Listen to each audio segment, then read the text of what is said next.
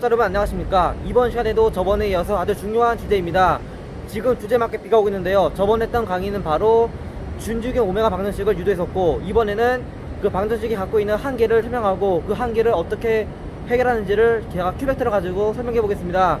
지금 뭐 구글링이나 혹은 뭐 네이버를 봐도 큐벡터에 대해서 잘 다루는 게 없는데요. 제가 이번에 거의 최초로 큐벡터를 어떻게 유도하는지, 그리고 큐벡터를 어떻게 분석하는지 자세히 알아보겠습니다. 여보 박두!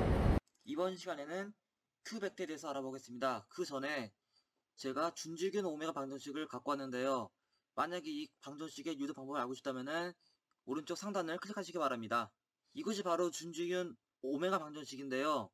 첫 번째 항은 3D 연직운동 라플라시안, 두 번째 항은 지금풍에 의한 절대와도 이류의 연직 차분, 세 번째는 지금풍에 의한 온도 이류 라플라시안입니다. 여기서 첫 번째 항은 마이너스 오메가와 비례한다고 배웠었고, 두 번째 항은 곧 절대와도 이류가 고도 증가에 따라 얼마나 증가하고 감소하는지가 핵심이었는데요. 만약에 양의 와도 이류가 온다는 것은 그 지점에서는 상승 기류가 있어서 저기압의 전면에서는 상승 기류, 그리고 마이너스 와도가 최대인 이곳에서는 음의 와도 이류가 오기 때문에 기압능 전면 혹은 기압구 후면에서는 하강 운동이 있다는 것이 두 번째 항의 핵심이었습니다. 세 번째 항의 핵심은 바로 온난 이류가 있는 곳에서는 상승 운동, 그리고 한랭 이류가 있는 곳에서는 하강 운동이라고 배웠는데, 문제는 2018년 12월 13일날 당시 서울 지역에 많은 눈이 왔습니다. 이렇게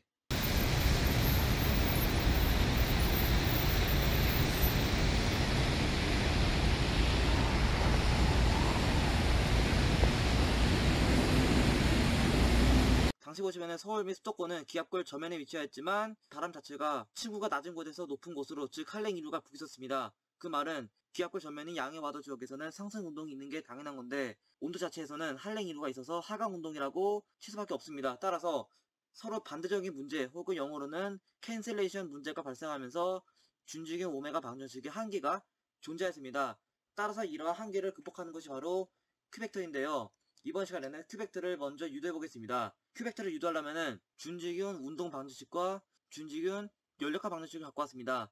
각각 위의 항은 1번 항, 두 번째는 A라고 따로 별개로 둘 것이고, 여기 세 번째를 2번 항이라고 두겠습니다. 참고로 베타 효과를 무시해서 FOVA 뒤에 있는 베타 Y BG는 다 날리고 DT분의 T 유지를 편미분과 이류항으로 분리, 즉 유체를 따라가면서 본 거를 정지한 상태, 즉 로컬하고 이류항으로 분리를 해서 이렇게 썼습니다. 그 다음에 여기 항을 1로 넘긴 것이기 때문에 마이너스가 붙는다는 점을 참고하시기 바랍니다. 그 다음에 여기 있는 SP라는 것은 곧 안정도 매개 변수인데요.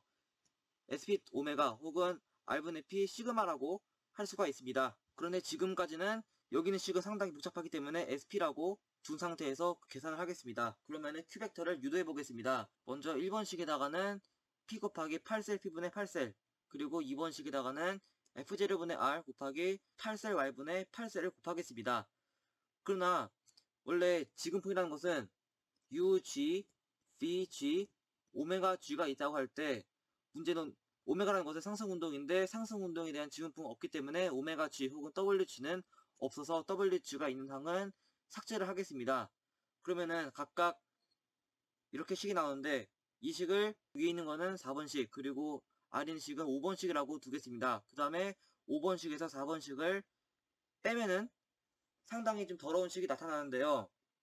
앞에 식은 뭐 그냥 뺀 것이니까 넘어가고, 이렇게 서로 묶게 되면은 다음과 같은데, 다만 P 곱하기 8셀 P분의 8셀 UG라는 것은 온도풍 공식에서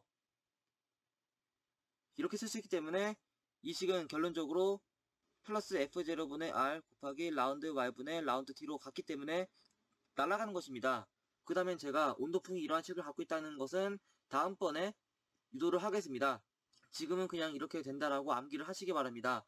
그 다음에 뒤에 식에서도 P 곱하기 8셀 P분의 8셀 UG 역시 플러스 F0분의 R 곱하기 8셀 R분의 8셀 T, 그리고 여기 있는 것도 역시 P 곱하기 8셀 P분의 8셀 B라는 것도 마이너스 F0분의 R 8셀 X분의 8셀 T이기 때문에 각각 아래처럼 쓸 수가 있습니다.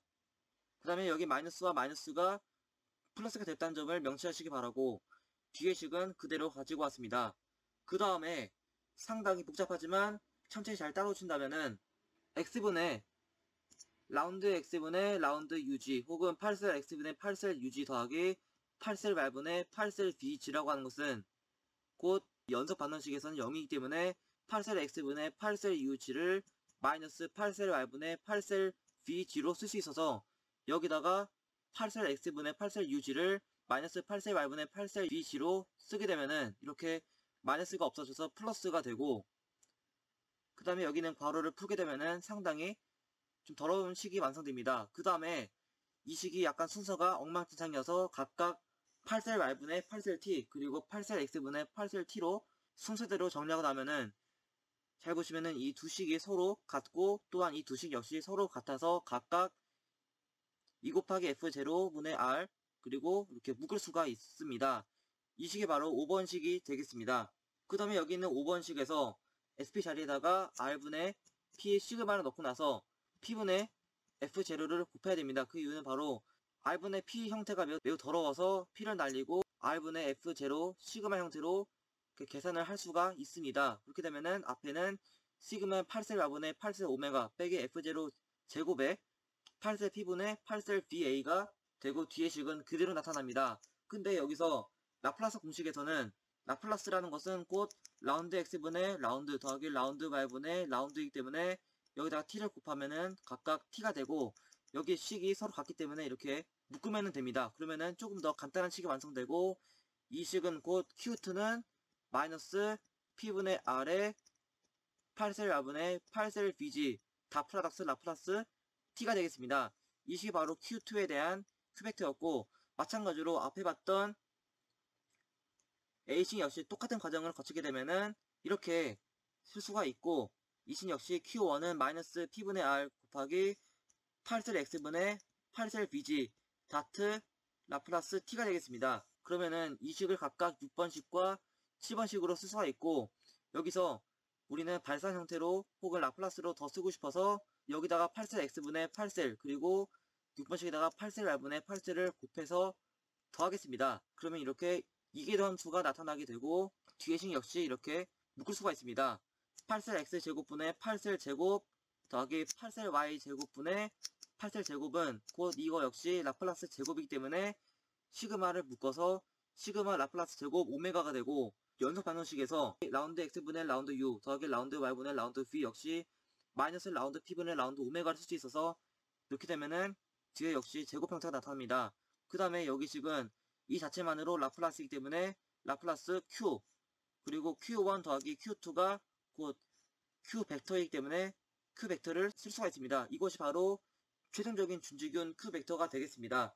그러면은 과연 q 벡터를 가지고 뭘 알 수 있느냐? q1하고 q2 벡터가 있을 때 q 벡터 자체를 묶게 되면은 이렇게 행렬로 나타날 수 있는데요. 이 행렬을 다시 풀게 되면은 상당히 지저분하지만 각각의 뜻이 있습니다.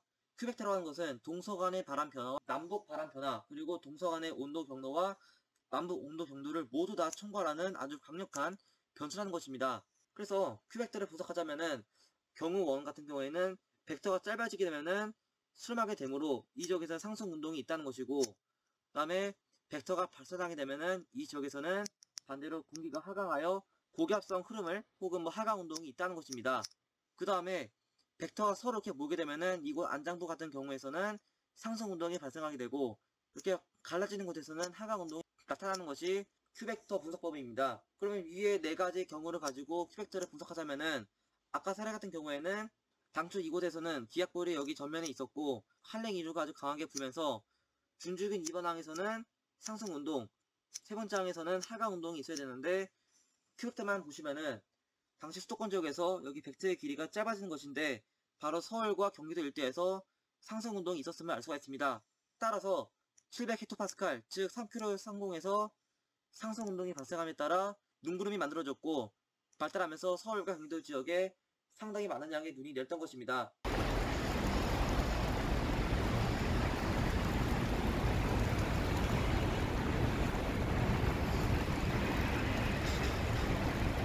여기까지가 바로 q 벡터에 대한 설명이었습니다. 다음번에는 준지균 시리즈를 마저해서 준지균 고도 경량 반응식 혹은 카의 방정식을 유도해 보겠습니다. Coming soon. 그렇게 이번 시간에는 q 벡터에 대해서 알아봤습니다. 그동안 대학교 혹은 고등학교에서는 q 벡터는 거의 다루지 않았는데요. 이번에 다뤘던 q 벡터는 상당히 어려웠지만 아주 강력하고 매우 유용한 변수였습니다. 그럼 이상으로 큐벡터에 대한 분석과 유도였습니다. 다음번에는 다시 준직인으로 넘어가서 준직은 고도 경량 반응식을 유도하겠습니다. 이상으로 강의를 마치도록 하겠습니다. 구독과 좋아요 눌러주시면 감사하겠습니다. 감사합니다.